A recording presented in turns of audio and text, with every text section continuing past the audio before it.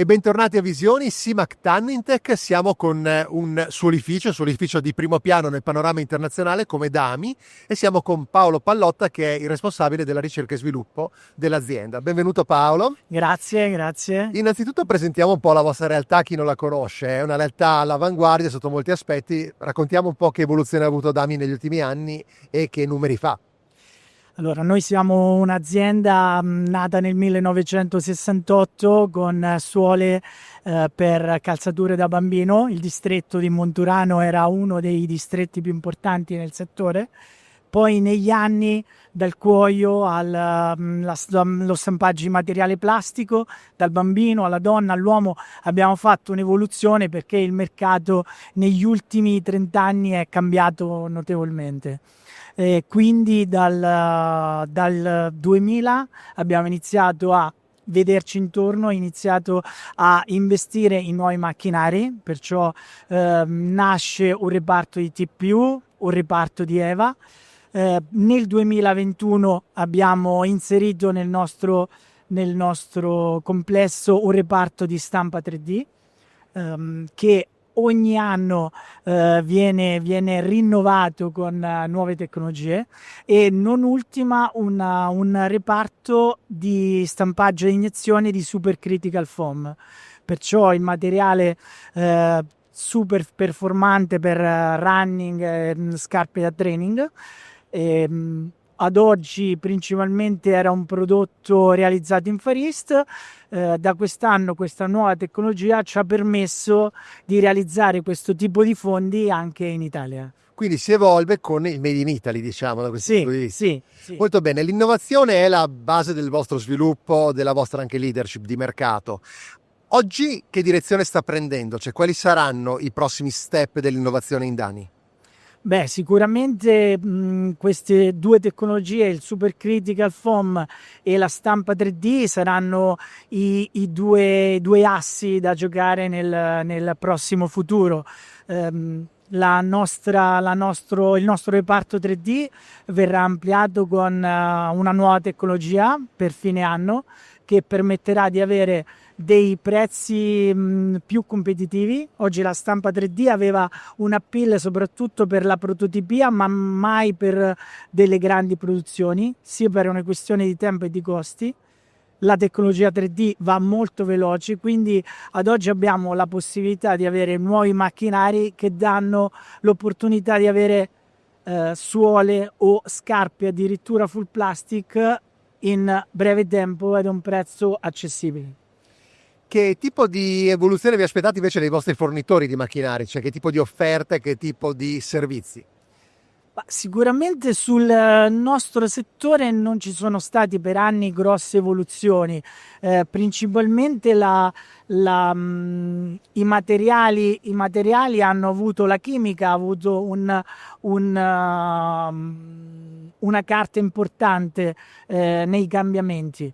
I macchinari per lungo tempo non hanno avuto delle evoluzioni. Oggi invece il supercritical, l'iniezione è il futuro nel settore dello stampaggio. E quando invece parliamo di stampa 3D, parliamo di un'evoluzione che è davvero semestrale. Troviamo nuovi macchinari, nuove competenze, nuove opportunità.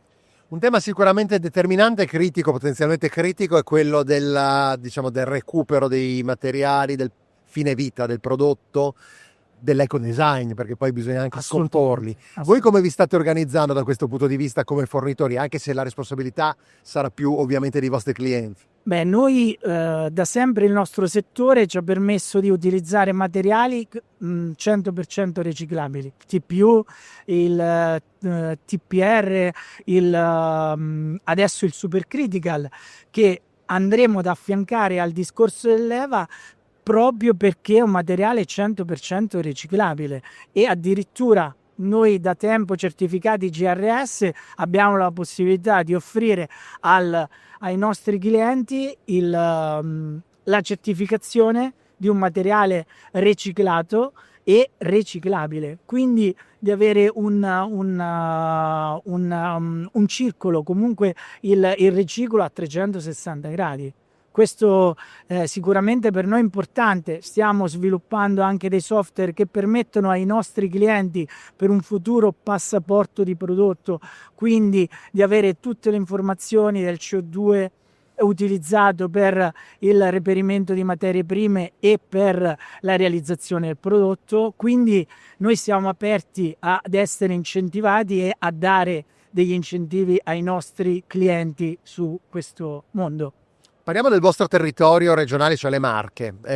Il momento è abbastanza complesso, generalmente sono diversi anni che la regione sta perdendo quote di mercato per una questione di costi e anche di mercati. È mancata la Russia, per esempio, che era importante. Assolutamente sì. Che situazione c'è oggi e che evoluzione vede?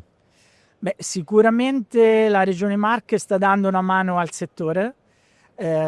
La problematica più grande è quella che poi nei tavoli politici cerchiamo di spingere, è l'aiuto non tanto a noi suolifici o accessoristi, che abbiamo avuto sempre la forza di trovare nuovi mercati, ma l'aiuto ai calzaturifici. Noi oggi troviamo la difficoltà di avere clienti nelle Marche. Ecco, una volta 30 anni fa il primo mercato era il mercato del Fermano Maceratese. Oggi l'Italia, ma l'Europa e le Marche davvero copre una piccolissima percentuale.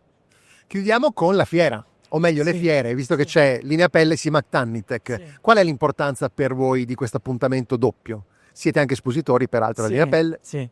Per noi Linea Pelle è il momento di incontro con i nostri clienti più importante dell'anno. Facciamo anche altre fiere, ma per noi Linea Pelle è il main event per il nostro settore e per il nostro comparto.